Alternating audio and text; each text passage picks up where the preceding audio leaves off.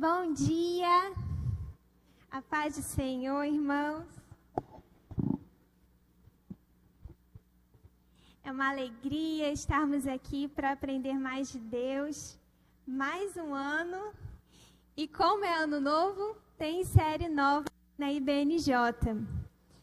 A nossa igreja já realizou diversos estudos. A gente já viu o Novo Testamento, já estudamos o Pentateuco. Ano passado o tema foi livros históricos. E a partir de hoje, nós daremos um salto e vamos estudar os profetas maiores. Então hoje o nosso tema será Isaías de 1 a 6, mensagem de julgamento e promessas. Ao longo de todo esse 2024, nós iremos nos ater a 5 livros.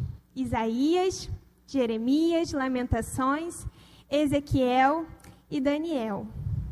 Lembrando que essa diferenciação de maiores, de menores, como Oséias, Abacuque, Malaquias, não é por grau de importância, porque todos os profetas são importantes no seu contexto histórico e para nós, para trazer a mensagem do Senhor, mas sim uma questão de tamanho do livro. Pode passar. Então, o que é um profeta? Essa palavrinha que a gente está vendo bem aí no slide, Nabi ou Navi, é profeta na língua hebraica. E ela tem o sentido de anunciar, de comunicar uma mensagem. Uma outra origem é de alguém que é chamado por Deus. Então, quando a gente junta isso, a gente chega à conclusão de que o profeta é alguém chamado pelo Senhor em um determinado tempo, local, espaço, e ele vai comunicar, não a mensagem propriamente dele, que vem à sua mente, não que ele cria, mas aquilo que ele recebe do Senhor. E o profeta, ele tem diversas funções dentro do seu chamado. Ele pode dar uma mensagem de advertência, uma mensagem de consolação, uma mensagem que vai apontar para coisas lá na frente que irão acontecer com o povo. É um mensageiro do Senhor que tem uma visão para o passado, lembrando o povo da lei de Deus, para o presente, em que ele vai observar a atual situação do povo, e também para o futuro, o que Deus trará diante daquilo que estamos fazendo, que estamos praticando. E abre a sua Bíblia agora lá em Isaías. Quando a gente vai localizar os profetas maiores, a posição é muito interessante. Eles estão entre os livros poéticos, já passou o Pentateuco, já passou históricos, poéticos. Basicamente toda a lei já está no passado. E os evangelhos. Depois de todos os profetas, maiores e menores, a gente chega no Novo Testamento. E essa posição é muito interessante, porque aponta para uma função do profeta de realizar um vínculo entre o antigo e o novo, entre a antiga aliança e a nova aliança. Ou seja, o profeta é aquele que vai olhar para a lei de Moisés, só que vai apontar para o seu cumprimento e aperfeiçoamento no Messias, em Jesus. Abriram Isaías 1? Alguém poderia ler em voz alta, por gentileza, o primeiro versículo?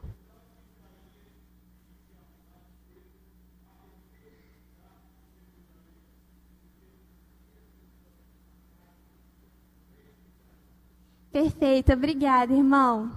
Então, a gente tem o nosso primeiro profeta Isaías, que nós iremos estudar.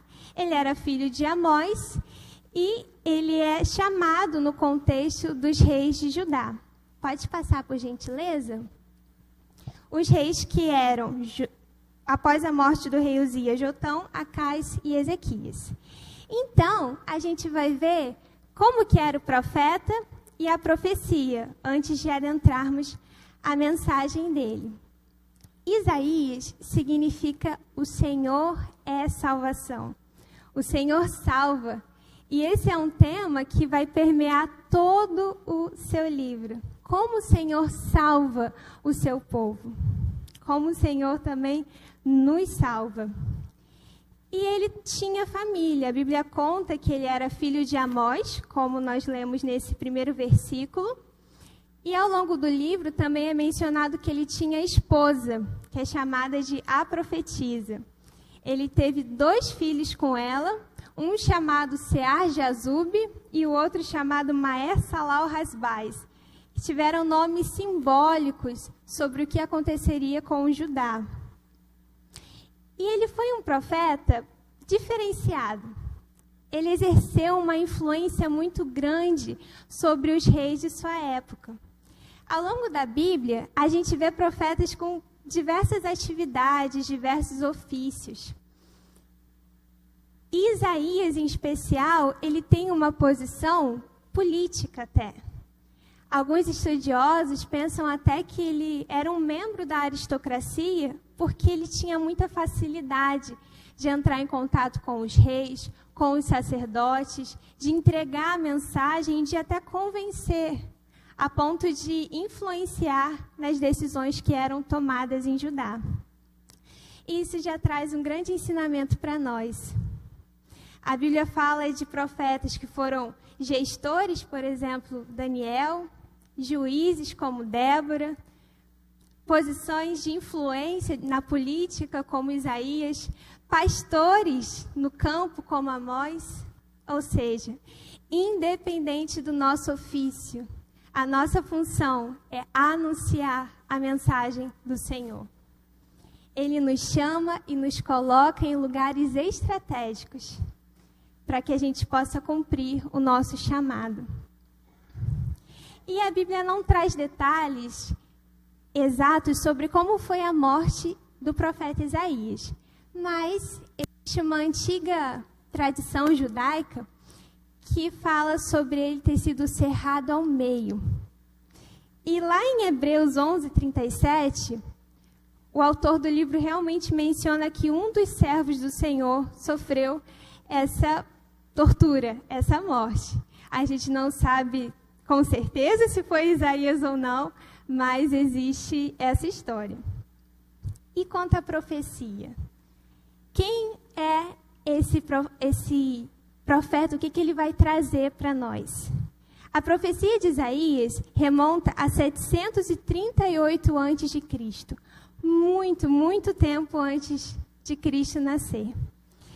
E ela se desenvolveu numa Judá entre guerras. Então, já existia aquela divisão de Reino do Norte, Israel, cuja capital era Samaria, e Reino do Sul, que era Judá. A capital era Jerusalém. Muito tempo já era assim. Então, nessa Judá que Isaías vai profetizar, há muitas guerras. A Bíblia menciona que Israel, o Reino do Norte, se aliou à Síria e eles vão invadir Jerusalém.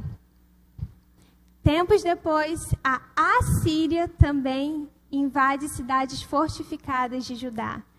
Então, é um contexto turbulento, é um contexto de violência que Isaías terá que comunicar a mensagem do Senhor. Israel se juntou com a Síria no reinado de Acais para invadir Jerusalém, e a Assíria invade então o território no reinado de Ezequias. E como vimos no versículo, Isaías pegou ambos esses reinados. Tem 66 capítulos o livro de Isaías, e exercendo aquela função de profeta, ele vai condenar os pecados do povo, trazer consolo para os exilados da Babilônia lá no futuro, na época dele, que para frente estariam passando por essa adversidade. Mas a principal função de Isaías, aquilo que vai coroar esse livro como o mais messiânico do Antigo Testamento, é falar sobre o ungido do Senhor. É falar sobre a vinda do Messias. Como será? Quais sofrimentos ele vai passar? O que o nascimento dele significa para nós? Então, o teor messiânico de Isaías torna um dos livros mais especiais do Antigo Testamento. Pode passar? Então, para a gente entender qual era a situação agora espiritual de Judá, vamos abrir em Isaías 5, de 1 a 7, em que Isaías agora vai trazer uma figura, uma história, para nos introduzir a Judá. Chama-se Canção da Vinha esse capítulo e diz assim: Cantarei para o meu amigo o seu cântico a respeito de sua vinha. Meu amigo tinha uma vinha na encosta de uma fértil colina. Ele cavou a terra, tirou as pedras e plantou as melhores videiras. Construiu uma torre de sentinela e também fez um tanque de prensar uvas. Ele esperava que desse uvas boas, mas só deu uvas azedas. Agora, habitantes de Jerusalém e homens de Judá, julguem entre mim e a minha vinha. Que mais se poderia fazer por ela que eu não tenha feito? Então, por que só produziu uvas azedas quando eu esperava uvas boas? Pois eu digo a vocês o que vou fazer com a minha vinha. Derrubarei a sua cerca para que ela seja transformada em pasto. Derrubarei o seu muro para que seja pisoteada. Farei dela um terreno baldio, não será podada nem capinada. Espinheiros e ervas daninhas crescerão dela. Também ordenarei às nuvens que não derramem chuva sobre ela. Pois bem, a vinha do Senhor dos Exércitos é a nação de Israel, e os homens de Judá são a plantação que ele amava. Ele esperava justiça, mas houve derramamento de sangue. Esperava retidão, mas ouviu gritos de aflição. Aqui a gente tem uma parábola sobre uma vinha. Achou que parábola era só com Jesus, só no Novo Testamento? Tem no Antigo também. Isaías nos traz então a história de um agricultor dedicado. Esse agricultor, ele acha um terreno, ele cava a terra, ele remove as pedras e ele faz questão de plantar as melhores videiras. Esse agricultor faz tudo que está ao seu alcance para garantir o melhor resultado daquilo que ele está investindo. E esse agricultor representa Deus. Deus decide plantar uma vinha. E essa vinha, o próprio texto fala que é Judá. No versículo 7, Isaías fala: Pois bem, a vinha do Senhor dos Exércitos é a nação de Israel, os homens de Judá. A plantação que ele não só fez para que fosse do seu agrado, para que tivesse prazer nela, mas porque ele amava. Esse agricultor empregou tempo, investiu, demorou para que houvesse frutos, então havia uma grande expectativa para esse resultado ser bom. Porque o que foi plantado, o que foi derramado sobre essa vinha era bom, era bondade. Mas o resultado é exatamente o oposto. Esse agricultor esperava que as uvas fossem boas, que fossem uvas doces, mas as uvas eram azedas. E não havia qualquer explicação para que desse esse resultado. Se o agricultor deu tudo de si, por que a vinha deu uvas azedas? Por que Judá deu esse resultado ruim, em que Deus esperava retidão, Deus esperava justiça, mas o que ele ouviu foram gritos de aflição, o que ele viu foi sangue derramado, o que ele viu foi violência, o que ele viu foi pecado. O que faltou em Judá foi reciprocidade. Porque Deus derrama a sua graça sobre nós, a sua bondade, o seu amor, toda a sua dedicação, todo o seu cuidado. Mas como iremos responder a Ele? Qual será o resultado? E o que há de principalmente por trás dessa parábola? O que Isaías está querendo mostrar que foi o maior erro de Judá? Pode passar, por gentileza? É a iniquidade. A gente utiliza diversos termos como sinônimos, como pecado, transgressão, e aí a gente fala sobre iniquidade também. Pecado significa errar o alvo, então um deslize, um desvio da rota. Quando a gente fala de transgressão, se associa a lei, infringir um mandamento. Agora, iniquidade, apesar de ser sinônimo de erro, de pecado, tem uma peculiaridade. Significa perversão, o oposto, uma inversão. É o que Isaías, no capítulo 5, versículo 20, vai falar sobre Judá ter chamado o bem de mal e o mal de bem, o doce de azedo, o azedo de doce. Judá era um povo que inverteu todos os seus valores e agora fazia tudo ao contrário, como se fosse certo. O certo agora estava errado e o errado estava certo. Alguma semelhança com os dias atuais? Como dizia Billy Graham, a Bíblia é mais atual do que o jornal de amanhã.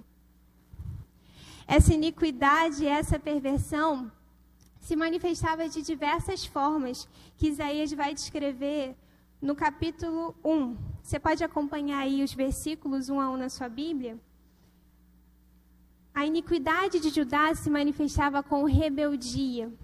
Esse era um povo que desprezou o Senhor.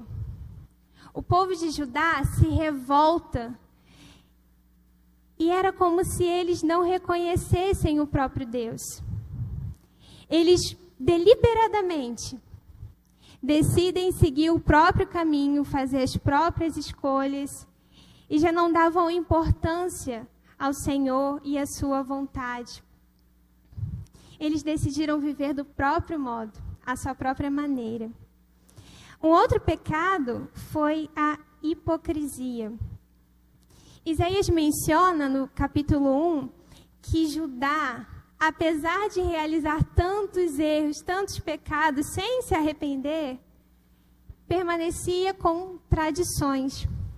A gente sabe que a nação de Israel, o povo, os israelitas, eles têm diversas tradições, diversos hábitos que eles foram instruídos por Deus a adotar, a realizar, que apontavam para coisas nobres. Os israelitas, nessa época, já tinham o costume do sábado, de realizar o sacrifício, colocar incenso para que o aroma subisse às narinas de Deus, o agradasse, os sacrifícios para purificação. Eles se reuniam em assembleias e Deus instituiu tudo isso. Festas, eles tinham festas de luas novas. Era tudo instituído por Deus no seu princípio, quando a gente vê lá no Pentateuco com Moisés. Mas essa tradição, esse culto, essa cerimônia, essa liturgia, acabou por desagradar ao Senhor quando chega a Judá de Isaías. O incenso virou repugnante ao Senhor. Era um fardo para Deus, todas aquelas reuniões, todas aquelas assembleias, porque não havia verdade naquilo por parte do povo. A perversão, a iniquidade foi tamanha que aquilo que era para ser o ponto alto da religião deles, aquilo que era para ser um ato de devoção que viesse do coração de dentro, se tornou uma mera fachada religiosa, um exterior em que eles não se importavam em parar de pecar, em cessar a prática que os afastava de Deus. Então eles continuava incenso, continuava sábado, continuava festa de lua nova. Mas Deus vira para Isaías e fala: eu não aguento mais. Tudo isso que vocês estão praticando não adianta se o coração de vocês não está arrependido. Então existia o pecado da religiosidade, da hipocrisia, de realizar um culto, mas que não era verdadeiro. E isso já nos ensina que não adianta a gente viver somente de liturgia, somente de culto, somente de se dedicar a Deus aos domingos, sendo que na segunda o esquecemos. Esse não é o estilo de vida que Deus tem para nós. O nosso Deus merece toda a nossa devoção todos os dias da semana, todas as horas. Nosso Deus merece toda a nossa vida. E não apenas os momentos em que a gente se prende à cerimônia, à liturgia, que é boa, que Deus instituiu. Essas práticas, o próprio Deus colocou para o povo realizar. Mas elas devem ser realizadas com verdade. Como a adoração que Jesus fala, em que nós adoramos ao Senhor em espírito e em verdade, e não somente no exterior. Outro pecado realizado pelo povo de Judá era a injustiça. Então, no versículo 17 do capítulo 1, Isaías fala sobre pessoas que não se atentavam ao direito do órfão e da viúva. Ou seja, os oprimidos daquela sociedade não tinham espaço. Havia um orgulho inflado no povo de Judá, em que eles não prestavam atenção a quem mais precisava. E isso incluía os governantes, aqueles que deveriam dar exemplo. Eles não faziam justiça ao órfão e nem à viúva. E além disso, os poderosos que tinham em suas casas ouro, prata, todo aquele tesouro era tirado dos pobres. Então havia não só um grau de negligência, mas também de roubar aquilo que pertencia a eles. Havia corrupção. Os juízes, os conselheiros, quem tinha autoridade em Judá, aceitava suborno. Veja como isso é antigo. Isaías fala que eles eram amigos de ladrões. Então, mudar uma decisão que iria influenciar a nação, queria ter impacto na vida das pessoas daquele país, era fácil. Era só ter dinheiro para isso. Era só subornar. Como dizem Provérbios, é um recurso fascinante para quem o emprega. E os políticos se deixavam levar por esse tipo de artimanha. Havia idolatria.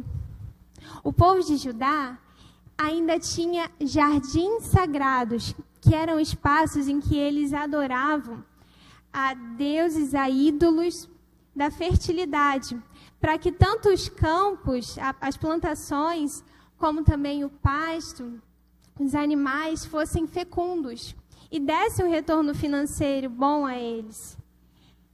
E também a adivinhação. O povo de Judá, ele se mistura e ele pega hábitos dos povos do leste, como os filisteus, e também praticam adivinhação. E o pecado que está no meio de tudo isso é o orgulho.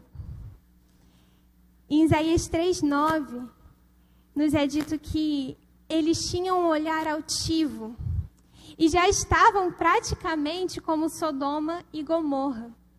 Eles aceitavam tanto essa situação de iniquidade, de perversão, que Judá ainda realizava as suas festas. Muito bem, obrigada. Judá ainda se embebedava com vinho, ainda colocava sua música no volume mais alto. Eles olhavam alto para os outros como se a conduta deles fosse correta, como se fosse perfeita. O povo de Judá achava que estava tudo bem. Tudo bem continuar na corrupção, desde que a gente mantenha o sábado, a cerimônia, o sacrifício. Tudo bem a gente não dar ouvidos para o órfão, para a viúva, para quem precisa da nossa ajuda, desde que a gente continue mantendo essa aparência. Mas não estava tudo bem. E eles não poderiam enganar o Senhor que sonda mente e coração. O orgulho deles, a idolatria, a corrupção, a rebeldia, a hipocrisia, a injustiça, tudo isso era evidente aos olhos do nosso Deus. E como tem o nosso ditado, uma hora a conta chega. Pode passar, por gentileza?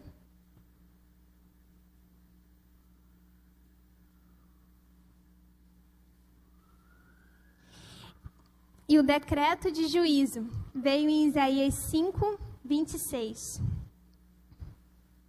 Diz assim: o Senhor levanta uma bandeira, convocando uma nação distante, e assobia para um povo dos confins da terra. Aí vem eles, rapidamente. O julgamento do Senhor viria na forma de um povo estrangeiro que chegaria até Judá, iria realizar uma grande destruição. Então a Bíblia fala sobre levantar uma bandeira, o próprio Deus convocando de longe uma outra nação para trazer sofrimento para Judá. O pecado deles não ficaria impune. E seria uma nação que já estava a caminho. Aí vem eles rapidamente. E o texto de Isaías 5 prossegue a partir desse versículo, falando como era essa nação, como era esse exército. A Bíblia fala que eram soldados que não se cansavam, não cochilavam, não dormiam, não se fatigavam. Eles tinham cavalaria, eles tinham carros, arcos bem preparados, flechas afiadas. Era um povo que estava preparado para a guerra. E provavelmente, quando Isaías está falando sobre esse povo que viria sobre Judá, ele estava tratando da Assíria. A Assíria foi um povo antigo do norte da Mesopotâmia, extremamente violento. Um povo totalmente cruel. Tinha práticas de tortura das mais variadas. Eles realizavam amputações em pessoas vivas, né? Além de esquartejamento depois. Eles realizavam esfolamento, que é retirar a pele. Eles faziam todo tipo de tortura, retirar dentes, cabelos, várias coisas semelhantes a essa. E os povos ao redor tinham um verdadeiro pavor da Assíria. E, historicamente, esse povo é considerado o primeiro a ter um exército bem organizado. Foi o primeiro povo a separar a cavalaria, a separar os flecheiros, quem estaria com os carros, como seriam as frentes, a infantaria. Foi o povo que separou, que dividiu. Então, pensem, irmãos, Deus está mandando um povo que não é fácil de lidar. Um povo que vai dar trabalho para ajudar, que vai ser um ato de juízo. E lá em 2 Crônicas 32, a Bíblia fala sobre um dos principais representantes do reino da Assíria, que foi Senaqueribe. Senaqueribe foi rei da Assíria na época em que o rei de Judá era Ezequias. E Senaqueribe, a Bíblia fala que ele invade as cidades fortificadas de Judá. Ou seja, não eram cidades meramente para habitação, locais residenciais, não, eram cidades fortificadas. Cidades que deveriam ser de segurança. Cidades preparadas para uma guerra. Foram invadidas por Senaqueribe. E a ameaça vinha chegando. E Ezequias se encontra numa situação de pavor. Esse exército bem preparado, dividido, esse exército cruel, que não tem dó dos seus dominados, ele está vindo sobre Jerusalém. Ele quer invadir, ele quer sitiar. Senaqueribe monta um acampamento para tomar Judá. E Ezequias recorre ao Senhor. E aí, chama quem? O profeta. Isaías, vem cá. Isaías, me ajuda. Eu preciso do seu clamor para que esse homem saia dos nossos muros. Senaqueribe adotava uma estratégia de antes de tomar posse do local, ele ameaçava, ele dava aquele terror. Ele falava, vocês conhecem o histórico da Assíria? Por acaso algum Deus das outras nações foi suficiente para nos expulsar, para nos vencer? Até então, o histórico era só de vitória sobre todos os povos que a Assíria tentou dominar. Mas agora, o povo de Judá se encontra numa situação em que ele clama a Deus. Ezequias clama ao Senhor e Isaías o ajuda nisso também. E o Senhor, na sua grande misericórdia, em meio a essa situação de julgamento, de trazer terror, o Senhor envia o seu anjo, que coloca em retirada todo o exército de Senaqueribe. Todo aquele terror vai embora. Aquele acampamento, eles estavam tentando tomar a cidade, sitiar. Eles voltam humilhados para a sua terra. E aí a gente pode se perguntar, mas como assim? Não era para ter o juízo? A Síria veio, trouxe o terror.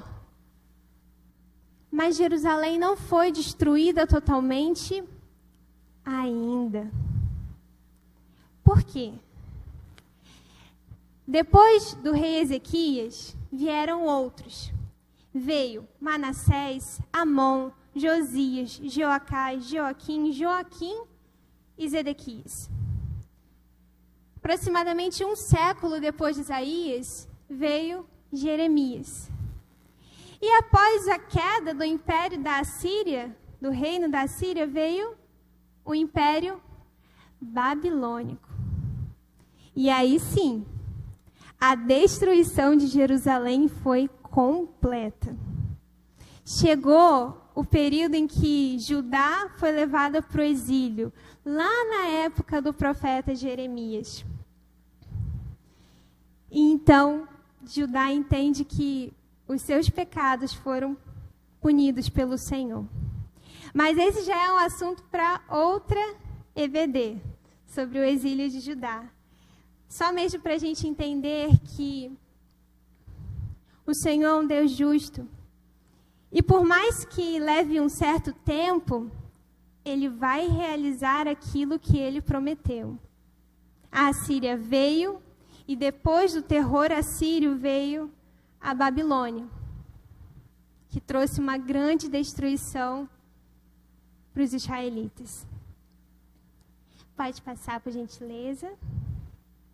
Mas uma coisa que a Bíblia deixa bem claro, e é o tema da nossa aula de hoje, é que esse julgamento que Deus traz, ele é feito junto com promessas. Na sua misericórdia, Deus promete coisas a nós, para o nosso bem, na sua bondade. E ao longo desses capítulos de Isaías de 1 a 6, ele realiza algumas promessas muito especiais. Uma muito conhecida é a promessa de purificar o povo de Judá. Lá em Isaías 1:18 e também no versículo 25, fala sobre esse ato de Deus retirar as impurezas desse povo. No versículo 18 do primeiro capítulo, ele fala: venham, vamos refletir juntos. Por mais que os seus pecados sejam vermelho escarlate, sejam como uma mancha em frente aos meus olhos, uma mancha chamativa, eu farei com que se tornem mais brancos, mais alvos do que a neve, do que a lã. No versículo 25, ele fala sobre tirar a escória da prata. E esse ato do Senhor de purificar é porque Ele ama o seu povo. Judá, apesar de toda aquela lista de pecado que nós vimos, toda a corrupção, toda a injustiça, toda a hipocrisia, apesar de tudo isso, era um povo que o Senhor amava. O agricultor não amava a sua vinha, pois Deus amava muito mais o seu povo. E Ele promete purificar aquilo que era escarlate, tornar branco, tornar alvo. E a escória, quando a gente vai ver o significado, é a sujeira da prata, a sujeira do metal. Então, Deus está usando aqui uma linguagem de ourives. Ele está falando: Judá, eu vou aumentar a temperatura. Eu vou trazer julgamento. Mas depois desse julgamento, eu vou retirar a sua impureza. Eu vou te purificar. E além dessa metáfora para o pecado, de uma mancha, de uma impureza, que seria retirada, Deus também afirma que iria restaurar os juízes. Os conselheiros agora teriam uma outra mentalidade, teriam uma nova forma de agir. Seriam autoridades agora numa cidade a ser chamada cidade de retidão. Diversas vezes, Isaías fala que Judá se assemelhava a Sodoma e a Gomorra. A gente lembra lá da história de Ló, de Abraão. Eram cidades totalmente iníquas, faziam tudo ao contrário, muita perversão, muito orgulho do seu próprio pecado. E Judá estava nessa situação. Mas agora, Deus fala: vocês serão cidade fiel. As autoridades seriam transformadas também.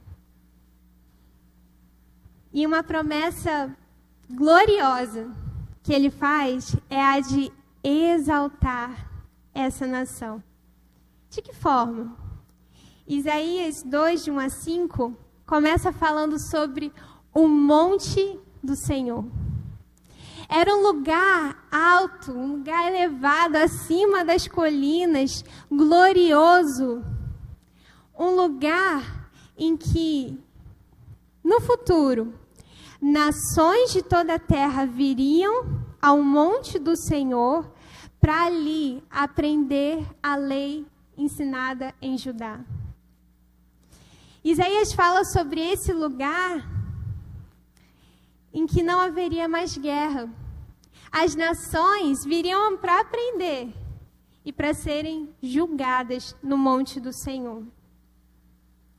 Também é dito isso lá no capítulo 4 de Isaías, de 2 a 6, que todos os inscritos para habitarem em Jerusalém seriam chamados santos.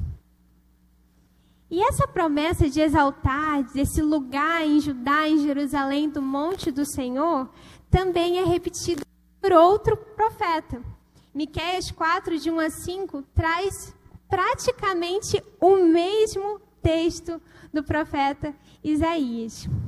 Eles foram profetas contemporâneos, viveram na mesma época, e é muito interessante como o mesmo Espírito, no mesmo tempo, utiliza 2 profetas, 2 homens de Deus diferentes, para trazerem a mensagem que ele quer dar ênfase, que ele quer mostrar o quanto é importante. E Apocalipse 20 nos fala de um período na história, no futuro, em que Israel será a superpotência do mundo. Fala sobre um período de 1000 anos em que Jesus virá e irá reinar toda a terra a partir de Jerusalém, a partir de Israel. E que nesse período, nações, povos viriam para aprender a lei, para aprender o caminho do Senhor. Então a gente já tem aqui uma promessa que fala sobre o Messias, que fala sobre como ele iria reinar e como o povo de Judá, como aquela nação que na época de Isaías estava numa situação tão depravada, numa situação tão iníqua, que na nossa época está numa situação de guerra, de conflito com nações ao redor, mas que um dia essa nação será exaltada e essa nação, por meio de Jesus, vai liderar o mundo. Pode passar, por gentileza. Então a gente chega no capítulo 6 de Isaías. Afinal de contas, como o ministério dele começou? Ele já começa com a mensagem. No capítulo 1, se apresenta Isaías, filho de Amós, reinados de Uzias, Jotão, Acás e Ezequias. E aí ele já vai falando tudo que Deus o ordenou comunicar. Mas o capítulo 6, ele nos informa como tudo começou. Como ele foi chamado por Deus? Vamos abrir nas nossas Bíblias? Vamos ler o capítulo completo. Isaías 6, a partir do versículo 1. No ano em que o rei Uzias morreu, eu vi o Senhor assentado num trono alto e exaltado, e a aba de suas vestes enchia o templo. Acima dele estavam serafins, cada um deles tinha 6 asas, com 2 cobriam o rosto, com 2 cobriam os pés e com 2 voavam. E proclamavam uns aos outros: Santo, Santo, Santo é o Senhor dos exércitos, a terra inteira está cheia da sua glória. Ao som das suas vozes, os batentes das portas tremeram, e o templo ficou cheio de fumaça. Então gritei: ai de mim, estou perdido, pois sou um homem de lábios impuros e vivo no meio de um povo de lábios impuros. Os meus olhos viram o Rei, o Senhor dos exércitos. Logo um dos serafins voou até mim, trazendo uma brasa viva, que havia tirado do altar com uma tenaz. Com ela tocou a minha boca e disse: veja, isto tocou os seus lábios. Por isso, a sua culpa será removida e o seu pecado será perdoado. Então ouvi a voz do Senhor conclamando: quem enviarei? Quem irá por nós? E eu respondi: eis-me aqui, envia-me. Ele disse: vá e diga a este povo: estejam sempre ouvindo, mas nunca entendam. Estejam sempre vendo e jamais percebam. Torne insensível o coração deste povo. Torne surdos os seus ouvidos e feche os seus olhos. Que eles não vejam com os olhos, não ouçam com os ouvidos e não entendam com o coração, para que não se convertam e sejam curados. Então eu perguntei: até quando, Senhor?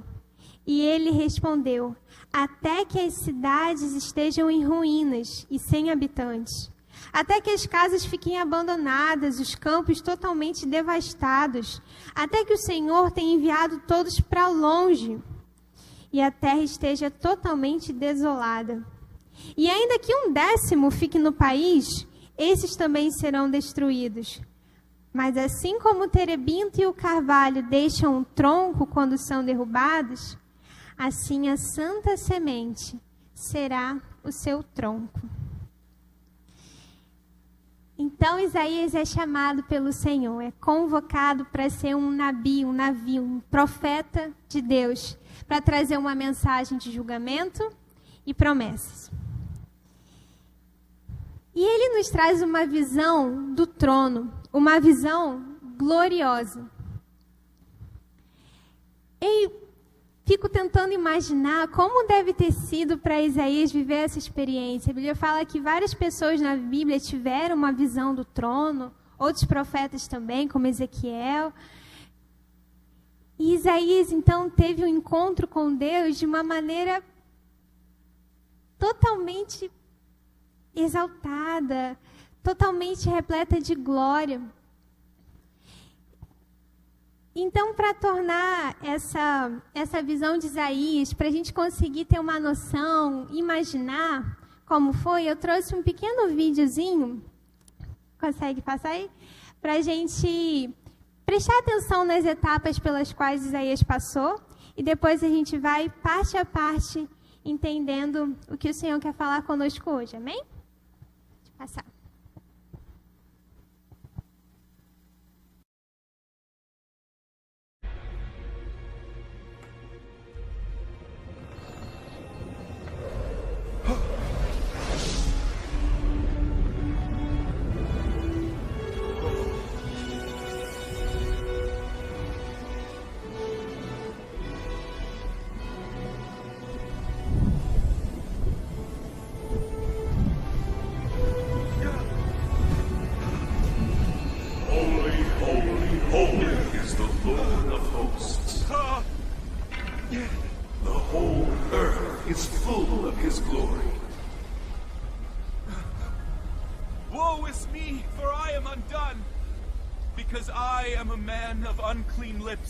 And I dwell in the midst of a people of unclean lips.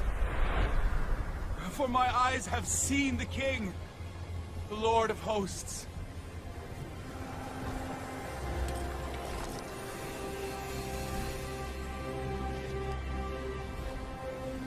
Behold, this has touched your lips. Your iniquity is taken away, and your sin purged.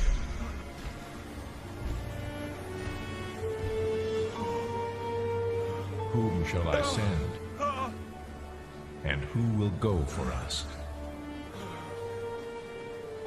Here I am.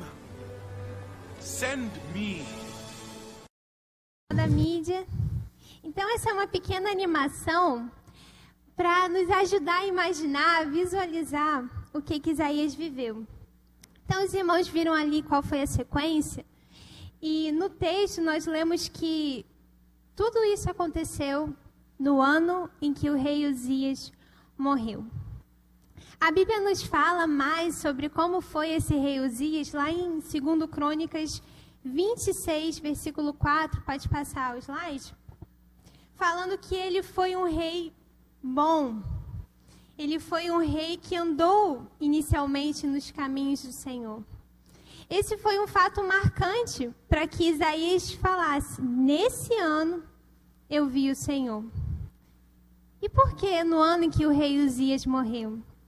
Bem, esse rei é conhecido por ter sido um grande edificador.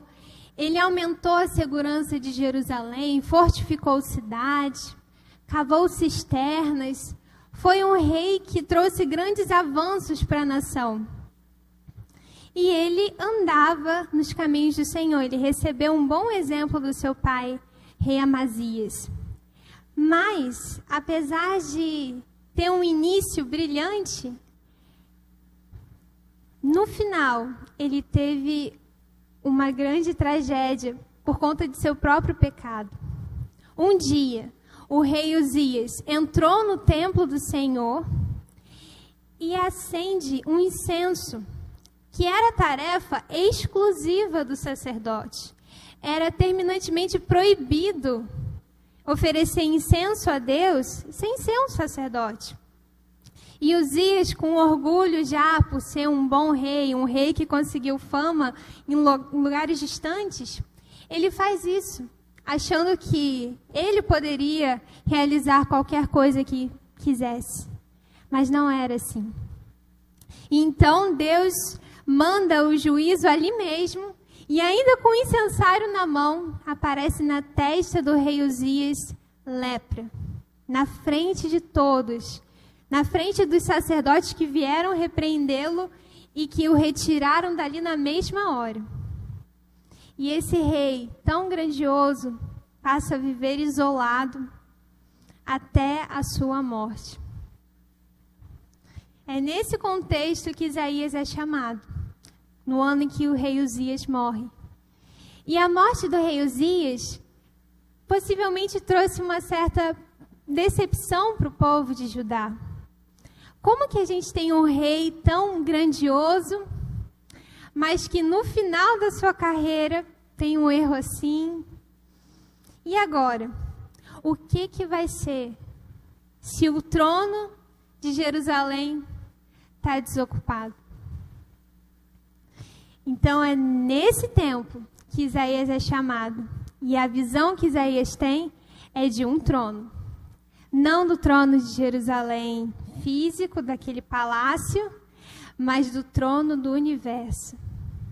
Deus mostra para ele o seguinte: Isaías, por mais que Uzias tenha morrido, por mais que o trono nesse palácio esteja temporariamente desocupado, por mais que esse homem de início brilhante, fim trágico, tenha passado, o meu trono está acima de toda a terra, de todo o universo, e esse trono nunca é desocupado. No ano em que o rei Uzias morreu, eu vi o Senhor assentado num trono alto e exaltado. Quantas vezes a gente coloca a nossa confiança em pessoas que assumem tronos temporários? Não estou falando aqui que esse foi o caso de Isaías, mas talvez seja o caso do nosso coração, de depositar a nossa confiança em posições, em poderes que vêm e vão. Homens que uma hora são exaltados e em outra hora são tomados pelo pecado. A nossa confiança total deve estar no Senhor, cujo trono é eterno e que sempre reina. Entra rei, sai rei, entra governante, sai governante. O nosso Deus governa o universo. E seu trono é real. Isaías continua falando que as suas vestes, a aba de suas vestes enchia o templo, como a gente viu ali na animação. Claro que é só um vídeo limitado, mas nos ajuda a pensar, a imaginar como deve ter sido surpreendente para Isaías ver tudo isso. E o que assusta, eu imagino, Isaías, é a intensidade com a qual os anjos adoravam. A gente viu ali 6 asas, 2 cobrindo o rosto, 2 cobrindo os pés, e com 2 eles voavam. E eles adoravam, eu até penso, uma miríade de anjos. Eles adoravam com tanta intensidade, dizendo santo, santo, santo, santo, santo, santo, que o local tremia. Toda a casa se encheu de fumaça. Era uma glória tamanha que Isaías se prostra. E eles diziam santo, santo, santo. Por quê? Santo, numa vez só, não parecia suficiente para mostrar a totalidade da santidade de Deus. Era preciso 3 adjetivos. A gente vê isso em outras partes da Bíblia, em que a ênfase vem por meio da repetição. Lá em João 6,47, Jesus fala, nas versões mais tradicionais, como a Almeida, que são versões literais da Bíblia, em verdade vos digo. Por que ele dizia, ele repetia o em verdade? É para trazer uma ênfase. E aqui tem os anjos dizendo, não só um santo, mas santo, santo, santo. É uma intensidade grande para mostrar o quanto nosso Deus é exaltado, o quanto Ele é grandioso. E diante de tudo aquilo, existe um pavor do encontro. Isaías se encontra naquela situação e o que ele vê diante dele é santidade. Mas o que ele vê dentro de si é pecado. Isaías se apavora. Ai de mim! Estou perdido, como quem diz, eu vou morrer. Eu vi o Senhor, mas há impureza nos meus lábios. Eu sou um homem de lábios impuros e habito em meio a um povo de impuros lábios. E mesmo assim eu vi o Senhor.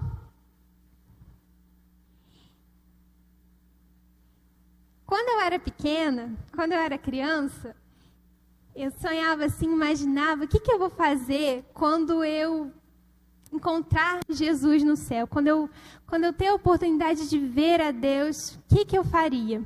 E eu achava que quando eu tivesse essa oportunidade, eu iria correr para Deus e iria dar um grande abraço nele.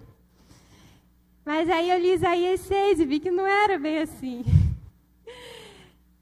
Eu achava, quando criança, que era algo comum. Devido à proximidade, né, que a gente tem um relacionamento com o Senhor, mas eu pensava, deve ser fácil, eu vou lá, corro, abraço, falo, te amo, Jesus. Mas não foi assim com Isaías. Quando a gente encontra o Senhor pela primeira vez, a diferença grita.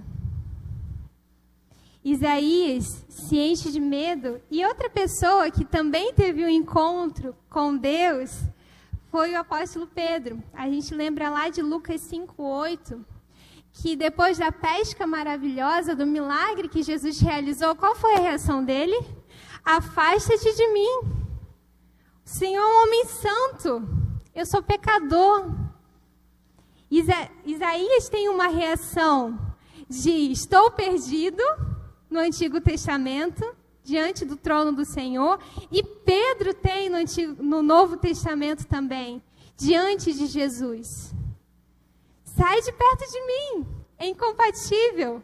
Como eu, que sou pecador, vou me aproximar de alguém que é 3 vezes santo? De alguém que realiza milagres? De alguém que realiza maravilhas? Essa nossa diferença é muito clara.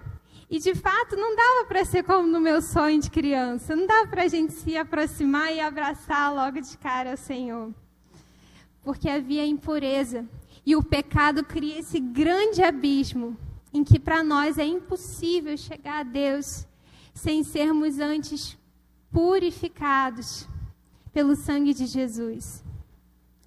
E é interessante, a queixa de Isaías, a confissão que Isaías faz do seu pecado, ela é muito específica. Eu sou um homem de lábios impuros. Agora, irmãos, qual é o principal instrumento de um profeta? Os seus lábios. Olha o que Deus está realizando. Ele pega um homem de lábios impuros. Isaías não fala aqui com exatidão qual pecado ele cometia com os lábios, mas a gente, pelo nosso próprio cotidiano, consegue ter várias alternativas imaginando, seja pecado de mentira, de murmuração, de bajulação, de insulto, arrogância, enfim, várias formas que a gente peca com os lábios. E essa área de dificuldade de Isaías, o que ele confessa, Deus vai purificar. E ele não só purifica, mas ele vai usar, não para cometer pecado, mas para ser um instrumento para declarar a mensagem do Senhor. Essa verdade gloriosa que Deus traz para a gente é que a nossa área de maior dificuldade é a área que nós devemos confessar ao Senhor, nos arrependermos, porque Ele tem o poder de tornar aquilo que para nós é difícil um instrumento nas suas mãos, para a glorificação do seu nome. O nosso Deus, Ele pode tornar a nossa área de dificuldade na nossa área de testemunho.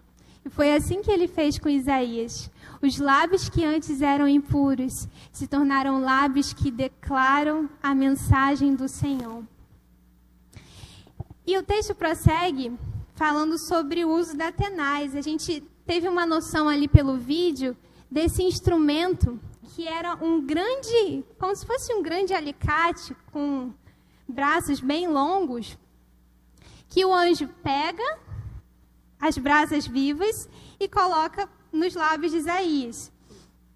E a tenaz é um instrumento muito antigo, era usado pelos ferreiros para retirar algo colocado sobre o fogo, algo muito quente. Também é mencionada na Bíblia, lá em 2 Crônicas 4:21. Está entre os utensílios do templo do Senhor, do templo na época de Salomão. E como que essa tenaz vai ser utilizada? A tenaz, o anjo pega as brasas do altar. Não é de um lugar qualquer. São brasas de um local de sacrifício. O que isso nos ensina? É que a nossa purificação, ela vem do altar, vem de um sacrifício. No sacrifício, na época de Isaías, os animais eram usados, mas o sacrifício em definitivo, que Deus realizou em nosso favor, para nossa purificação, foi o sacrifício de Cristo.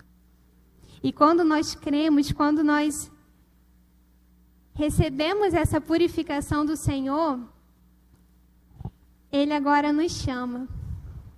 Ele agora diz: a quem enviarei?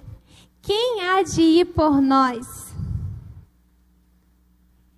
Esse texto é bem conhecido, a gente utiliza bastante a parte de Isaías falando: eis-me aqui, Senhor, como um voluntariado. Ele se prontifica para realizar a vontade de Deus. A gente usa muito isso no contexto de missões para longe, mas que serve para qualquer missão que o Senhor nos dá. E não só a resposta de Isaías é maravilhosa, mas também a pergunta que o Senhor faz para ele. Afinal de contas, por que ele não diz: a quem enviarei e quem há de ir por mim? Por que ele usa o pronome nós? A quem enviarei? Quem há de ir por nós? Será que Deus estava falando dos anjos? Quem há de ir por mim e pelos anjos? Improvável, porque quando a gente realiza uma missão, a gente realiza em nome do Senhor, em nome de Deus. E o que esse texto nos indica é a Trindade. Lá em Gênesis 1:26, a gente vê também esse termo coletivo sendo usado quando Deus fala: façamos um homem à nossa imagem e semelhança, no plural. E aqui, novamente, nós. Quem há de ir por nós? Então, aqui em Isaías 6, a gente também vê a verdade da Trindade bem estampada. Hoje em dia, esse é um fato indubitável, muito certo entre as diversas igrejas, mas no passado, em 325 depois de Cristo, havia uma grande discussão sobre Deus ser três e um Deus, Deus Pai, Deus Filho e Deus Espírito Santo. E nesse ano de 325, houve até um concílio, o concílio de Nicéia, em que a cristandade da época, os bispos, discutiram e confirmaram com base na Bíblia que o nosso Deus é trino. E hoje em dia a gente não questiona mais com tanta intensidade esse fato que é certo. Mas lá fora, infelizmente, nós vemos ainda muitas pessoas que têm uma concepção incompleta de Deus. que creem somente num Deus Pai, mas que não creem, por exemplo, na divindade de Jesus, ou que não creem na ação do Espírito. Mas por toda a Bíblia, desde lá em Gênesis, Pentateuco, os livros históricos, nos profetas, nos evangelhos, nas cartas dos apóstolos, em toda a Bíblia, a gente vê essa verdade, que o nosso Deus é trino. Só que Deus também prepara Isaías. Isaías, você vai, mas eles não vão te ouvir. Imagine, irmãos, Deus nos chama para uma missão, a gente se prontifica, eu vou, Senhor, eis-me aqui. Deus fala, mas não vai ser fácil. Isaías, a mensagem que você vai dar para eles vai ser como se eles vissem, mas eles não vão perceber.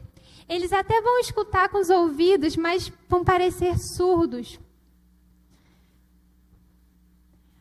Os ouvintes não iriam corresponder à mensagem de Isaías. E Isaías já tinha uma tarefa que não era tranquila.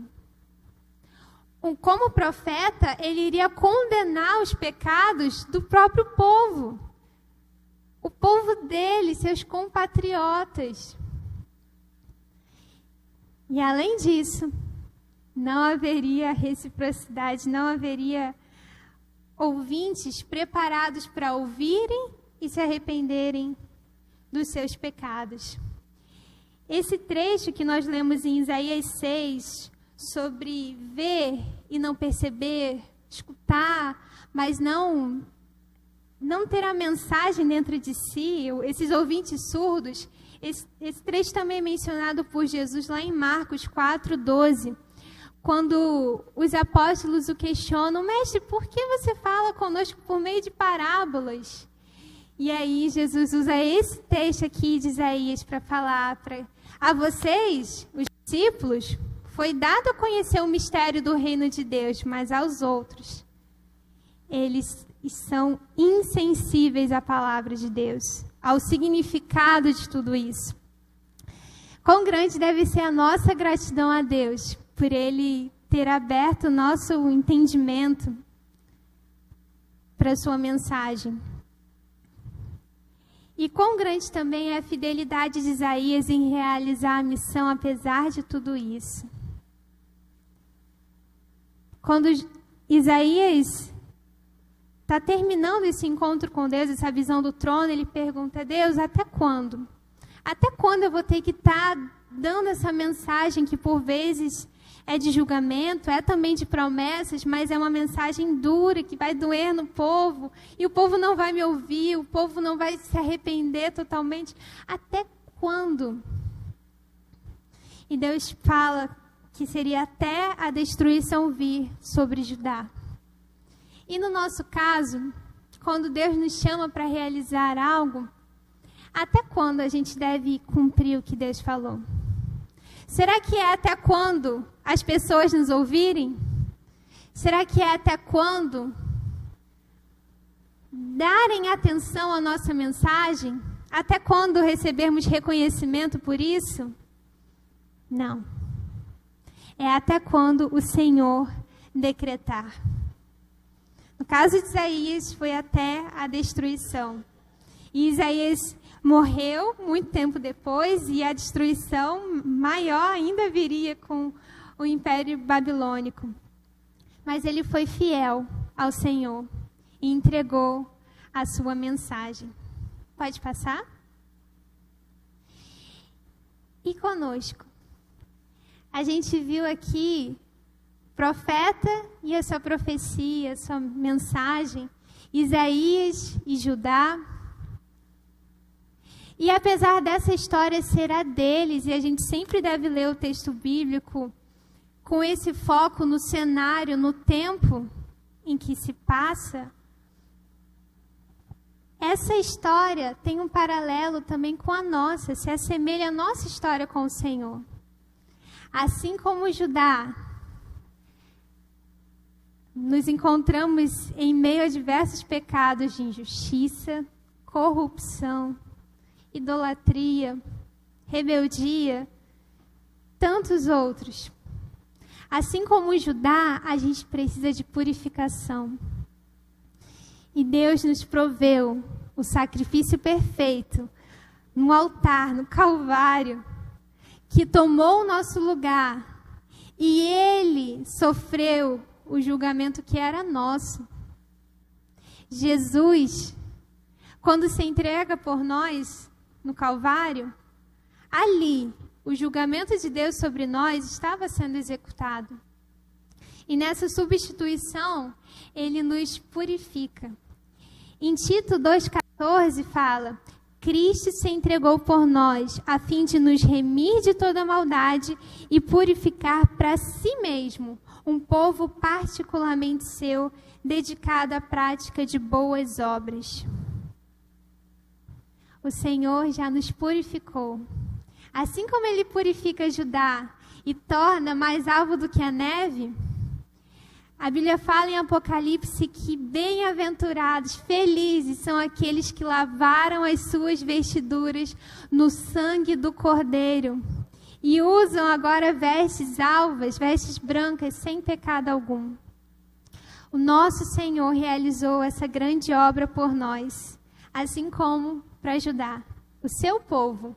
E aqui no Novo Testamento ele também fala aos gentios: vocês também são o meu povo e eu também os purifico. Agora nos resta, como Isaías, responder: o eis-me aqui, para realizarmos a tarefa que ele nos deu de realizarmos a sua grande obra. Amém? Pastor Marcos.